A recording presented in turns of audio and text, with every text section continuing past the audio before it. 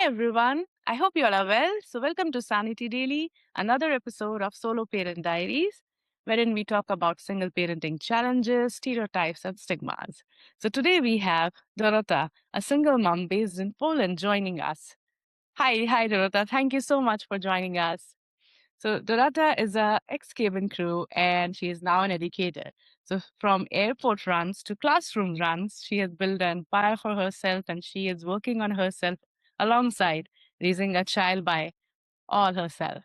She has a few new Amazon bestsellers in her name and she's very passionate about beauty products and podcasts. So let's hear from Dorota.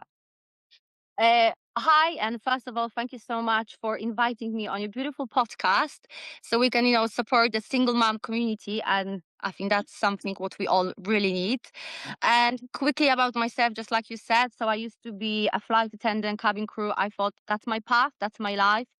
But then I become a mom during pandemic, and my priorities completely shifted.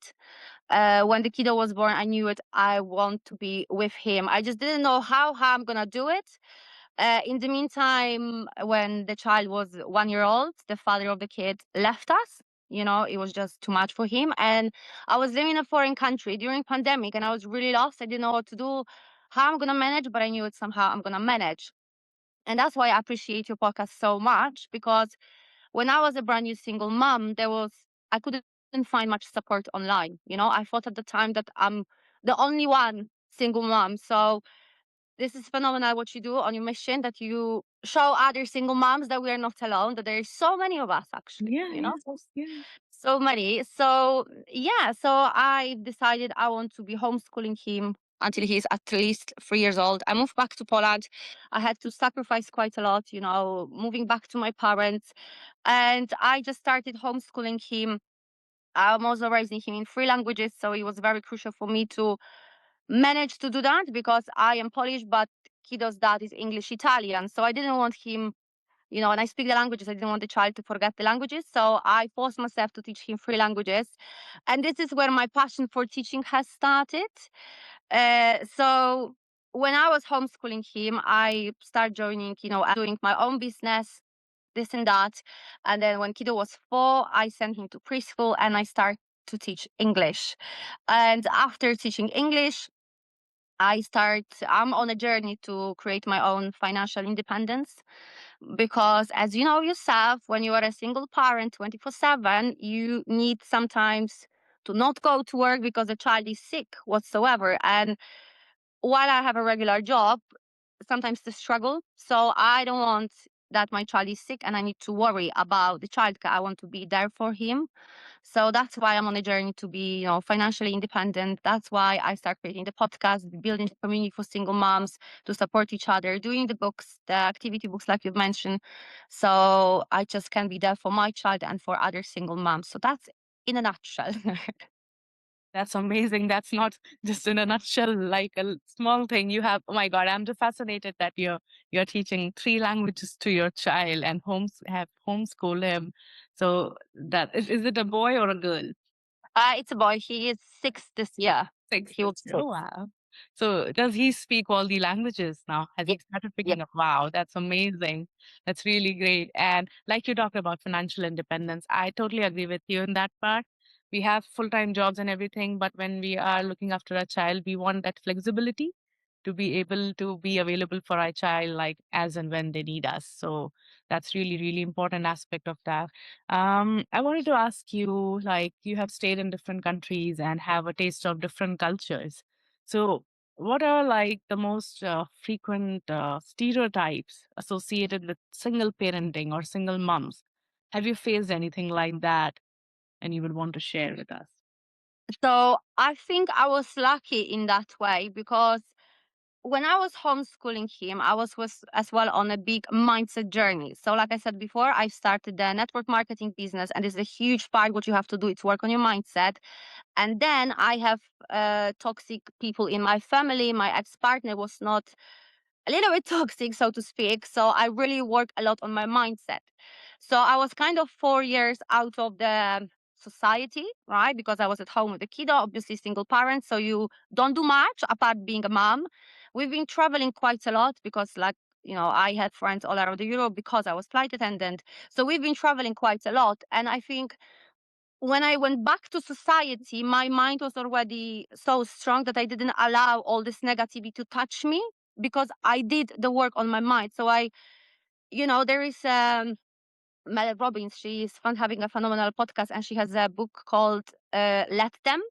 And this is what is let them. You can't change what people think about you. Like you can't control it. So if they think something, that's on them, not on me, as long as I'm a good human.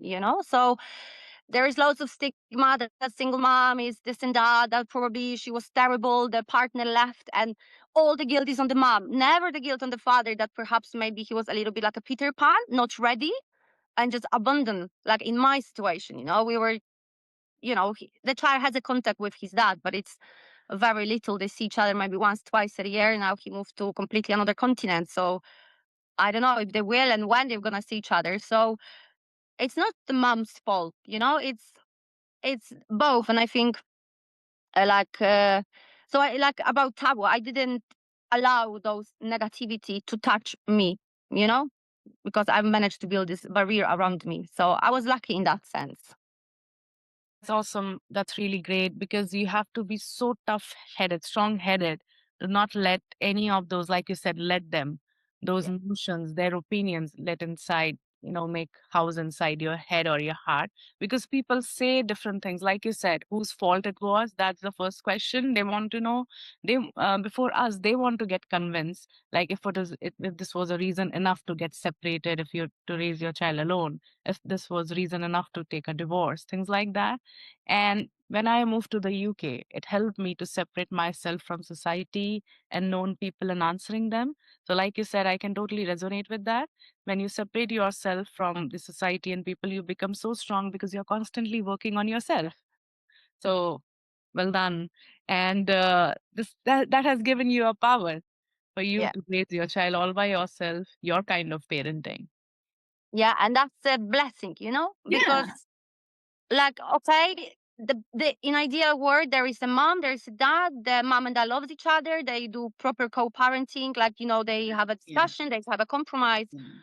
but it's not like this. So I rather put in the head of my kid things that I think are good, that are vital. I work a lot on mindset, psychology, I'm Yeah. working with Yeah. toddlers, so I learn a lot about how to speak to them. I had myself a childhood trauma, so I don't want to pass on my kids, so I'm breaking the Mhm. cycle, and I'm happy for that because maybe if his father was around, then I'll be putting something, he's something, and then at the end the Yeah. child will be like a ticking bomb, just waiting to explode. So like this, it's calm and it's not ideal, but I think in that circumstance it's better. Yeah, but it's our kind of ideal for us. It works well for our child. So you talked about co-parenting. Honestly, after my divorce, I have had like zero experience of co-parenting. So I have no idea about the struggles or challenges or how it affects the child. Does it help child? I'm sure it does help because the parent is in the child's life. Um, I am not co-parenting. I am 24/7 alone, so I've become a single mom when kid was year and a half. Mhm.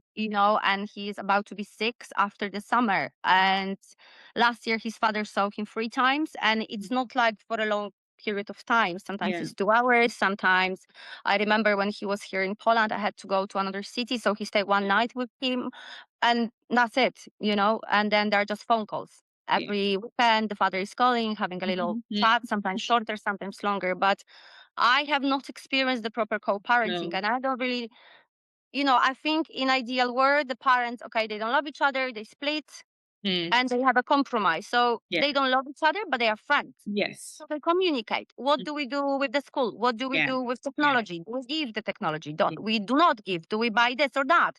Shall we send him to swimming or dancing? Like they chat like normal adult people. Yes. Yes. Unfortunately, Mm. it's not easy. Mhm. And so yeah, I am co-parenting with my mom. That's good.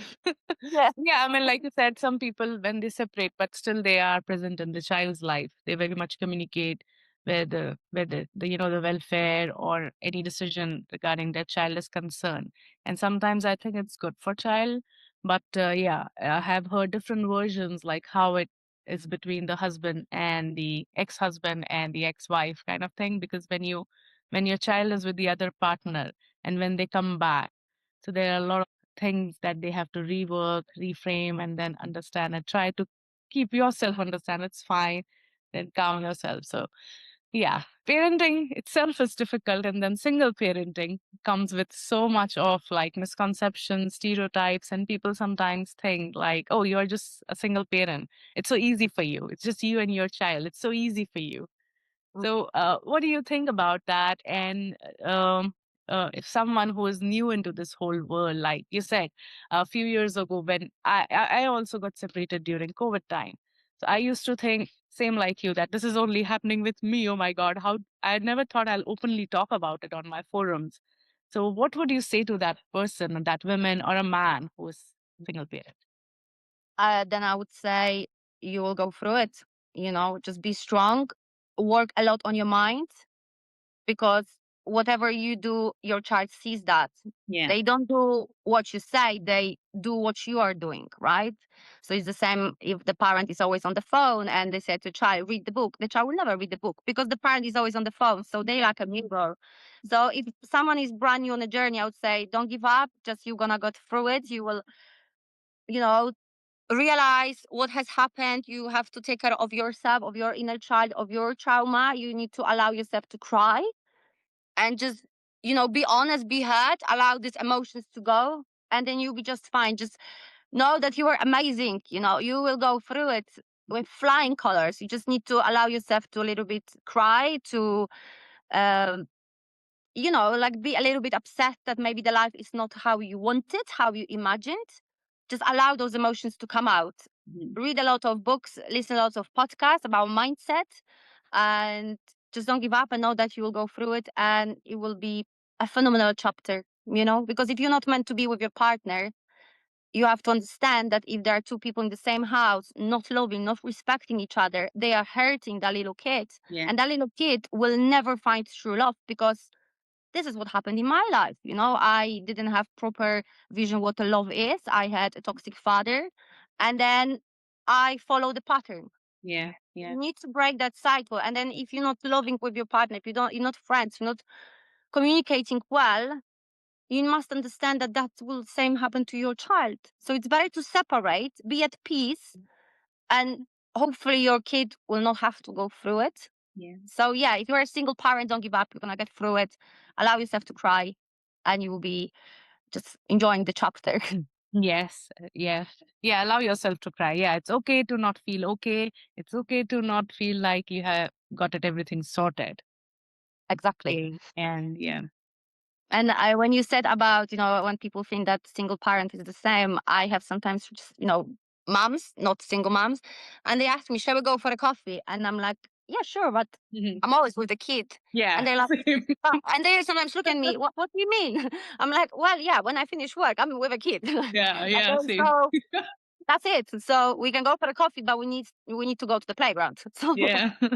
and they're like, yeah, yeah, yeah, that's true. I said, like, there's no, of course, my mom helps me a lot. So when I Mhm, have something to mhm. do, my Yeah, mom yeah. takes over. But I do love to be with my kids. I don't feel like, oh, I need to be with him. I do enjoy to be with him. Yeah, It's like, yeah. he's He's child, just it's six, my and mother. he's just 6 year old. So obviously Yeah. you can't leave him on his own.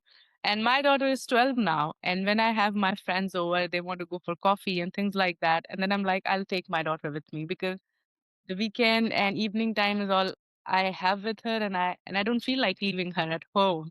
And she's always with me.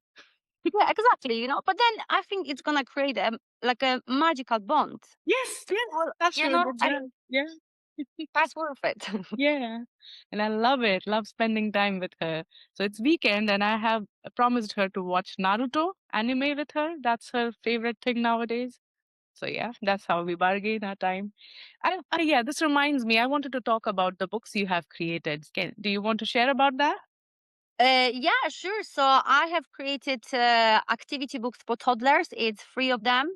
The reason why I've made them is because whenever I'm choosing a book or a toy, for my kid, I always want some education in it. So he will know in the future that learning hasn't doesn't have to be boring. You know, that you can learn by having Yeah. fun. And I'm always looking for some things, like even when I get him books, I buy books that are, for example, now when we go to sleep, he's reading encyclopedia, and that's his jam at the moment, encyclopedia, before going to bed. So we always buy like coloring books and stuff like this for kid, but why not to put a little bit of education in Yeah. it? Yeah. So that was my goal, to have a coloring book, because I've created two coloring book, and one coloring book is just a coloring book with animals, but then there's a little picture of a flag, Okay. and there are little facts about the animal. So Charlie's coloring, and they ask mom or dad, "What is this?" They say it's a flag, and they can start having a new Okay. conversation about flags, about the countries, and then they read funny facts about animals. They have to color the flag in the color, so they learn They by learn. having Yeah. fun. And another book is as well a coloring book, but it's a bit different. It's having all the European countries, Mhm. animal of the country. So let's say, Okay. I don't know, Poland, we have a European bison, and there is written how to say hello in that language. Mhm. So because I speak languages, I teach languages, Yeah. so I want children to understand that learning languages, it's Learn fun. language. Yeah. So then it's written, ciao, hola, cześć, привет, all of that. And there is a little like line of the country shape. Okay. And at the end of the book, it's a huge, like a shape of Europe. So let's say they done Poland, they find Poland on the map and they can color it. So they learn about the geography, but in a fun, easy way, like with no pressure. And the third one I did is a traveling journal, Okay. because I travel a lot with my kid, Mhm. and I've always was missing for something that we can keep the memories. Yeah. Yeah. So it's like this, so you can draw or write what you've been, Yeah. what you have seen, what you like, with whom, when. And there's a little page where you could put all the, I don't know, museum ticket or a Mhm. flight ticket. Mhm. So, Mhm.